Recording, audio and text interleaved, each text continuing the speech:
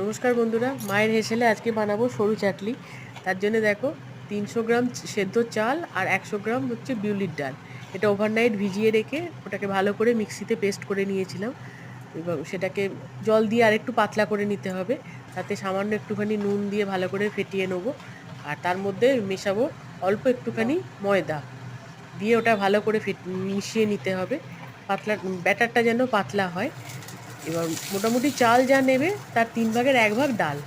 এটা হচ্ছে পরিমাণটা। এবার দেখো তাওয়া গরম হয়ে গেছে, তার মধ্যে বেগুনের এটা দিয়ে একটু সর্ষের তেল ব্রাশ করে দিলাম।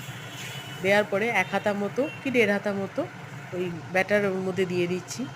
দিয়ে ওর ওপর দিয়ে একটুখানি এক পিঠটা হয়ে যাওয়ার পরে ওপরে একটুখানি তেল ব্রাশ করে উল্টো পিঠটা হওয়ার জন্যে রাখতে হবে।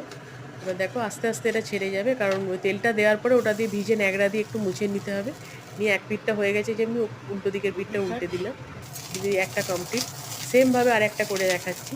তেল ব্রাশ করার পরে তাতে একটুখানি জল ছিটে দিতে পারো বা ভিজে ন্যাকড়া দিয়েও মুছে নিতে পারো।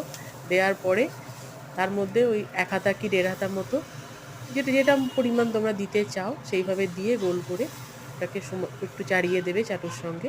দিয়ে ভালো করে ওটাকে হতে দিতে হবে। এই সময় আঁচটা একটু বাড়িয়েই রাখবে, খুব বেশি নয়, লো টু মিডিয়ামে রাখলেই হবে। এবার একদিকটা হয়ে যাওয়ার পরে ওর মধ্যে আরেকটু তেল ব্রাশ করে তবে উল্টো দিকের পিঠটা উল্টে দেবে। দেখো পুরো একদম চাটু থেকে সুন্দরভাবে ছেড়ে যাবে, চাটুতে একটুও লাগবে না। দিয়ে ওদিকটা উল্টে দিলাম। দিয়ে এদিকটা হয়ে যাওয়ার পরে এবার হালকা করে ভাঁজ করে নামিয়ে নিচ্ছি। কীরকম লাগলো জানিও। সরু চাকলি শীতকালে তো সবাই নানান রকম বানিয়ে খাও। আশা করি ভালো লাগলো। সবাই পাশে থেকো, কেমন?